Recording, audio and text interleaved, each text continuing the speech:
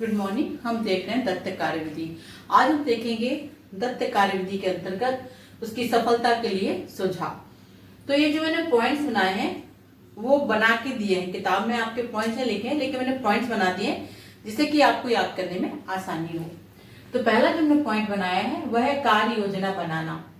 तो इस विधि की सफलता के लिए किसी भी कक्षा में इस विधि को आरंभ करने से पहले ही साल भर के लिए सुविचारित कार्य योजना बना लेनी चाहिए।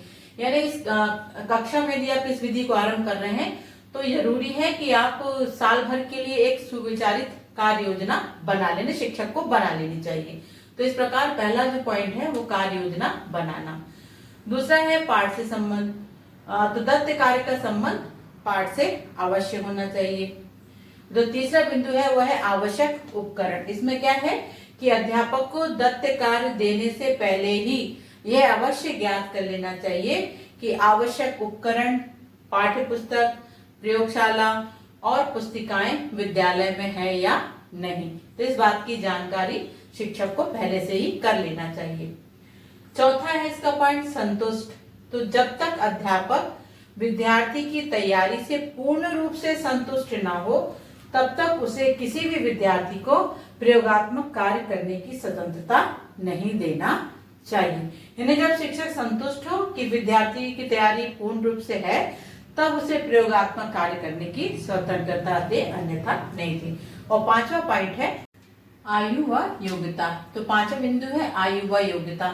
तो इसे आयु व योग्यता से क्या तात्पर्य है कि जो दत्त कार्य है वो छात्रों की आयु और योग्यता के अनुसार होना चाहिए। जैसी विद्यार्थी की जितनी उम्र है, जैसी उसकी योग्यता है, उसी के अनुसार से दत्त कार्य होना चाहिए। तो आयु व योग्यता।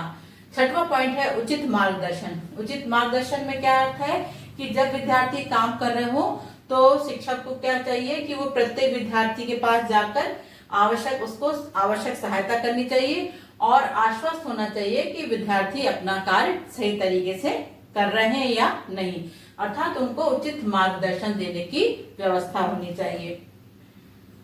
सातवां बिंदु है विद्यार्थियों के हस्ताक्षर। प्रयोगशाला कार्य से संबंधित कोई भी क्रिया चाहे वो रेखाकृति का ही क्यों ना हो, वो प्रयोगशाला में ही होनी चाहिए। उनको प्रयोगशाला में ही बनाने देना चाहिए और प्रयोगशाला में जब कार्य संपन्न हो जाए तो उस समय विद्यार्थियों को प्रयोगशाला छोड़ने से पूर्व पहले उसमें हस्ताक्षर किए जाना चाहिए। अर्थात कि प्रयोगशाला कार्य से संबंधित प्रत्येक क्रिया चाहे वह रेखा आकृतियों को बनाना ही क्यों ना हो, प्रयोगशाला में ही संपन्न होना चाहिए और विद्यार्थियों के प्रयोगशाला छोड़ने से पहले उसमें हस्ताक्षर किए जाने चाहिए।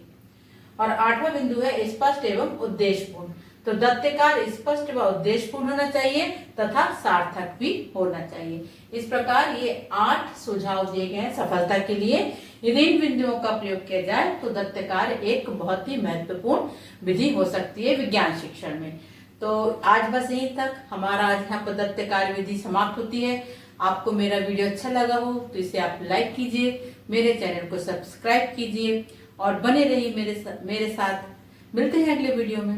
Thank you.